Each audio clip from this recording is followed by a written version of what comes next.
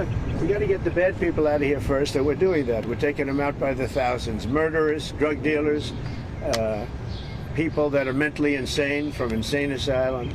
Now, look, we have to take care of our farmers. We have to take care of people that run leisure, hotels. I mean, we have to take care of them. But most importantly, we have to get the criminals out of our country. All right, get the criminals out. Couldn't agree more. Joining us, Todd Lyons, acting ICE director. Mr. Lyons, thank you for coming on. I just hoped you would help us. There's been a little bit conflicting back and forth. Let's get the criminals, okay? But if you've been here a while and you're a reliable worker on the farm or in the hotel or the restaurant, might that come last or a different policy? Can you explain where you are on this, sir? Sure.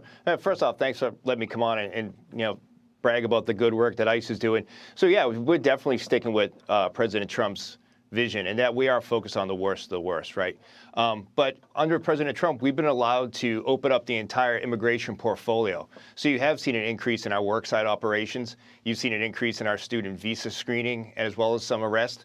But I think really on the worksite portion, what you're seeing is we're actually going after those American businesses that are, exploiting human trafficking, forced labor, right? Things like that. And I think, the president and Secretary Noem, they would love to see American businesses taking advantage of the H-1B1 visas, paying that extra money and giving these people a lawful pathway to come in to build American businesses. But at the same time, we don't want American businesses exploiting forced labor, human trafficking. We found some instances of some unaccompanied minors who were lost in the system that we have found at some of these work sites. So that's what we are focused on. We're focused on the worst of the worst in the neighborhoods, especially ones in the larger sanctuary cities where a lot of these criminals are rearrested and then re-released just to go and offend again. And that's what the president has us doing. We're focused on those worst of the worst. Well, that makes a lot of sense, and I appreciate that. The wonderful thing is all these numbers coming out, no net new illegals crossing into the United States in May, down 93% from a year ago.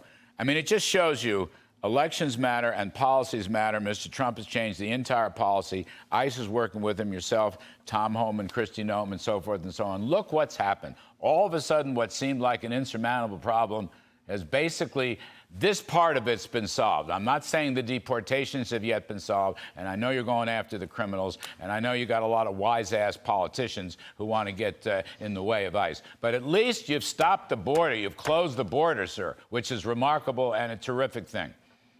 Yeah, 100%. Under President Trump's administration, with the secretary's vision and her leadership, we've actually been able to close the border with the great work of the men and women of the U.S. Border Patrol and Customs and Border Protection, which allows ICE to now go ahead into our communities, into the interior, and really focus on these bad people that the president talks about. And I think, like you said, elections do have consequences, and the American people want these public safety threats removed.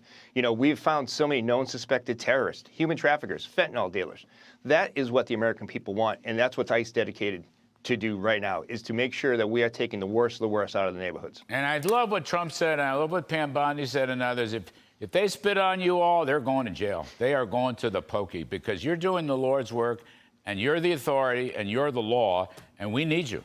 We need you. And if these crazy people don't respect you, then it's going to be their problem. Into the pokey. Anyway, Todd Lyons, we appreciate you coming on to clarify all these policies, and thank you for your service. Thank you for your good service. You bet.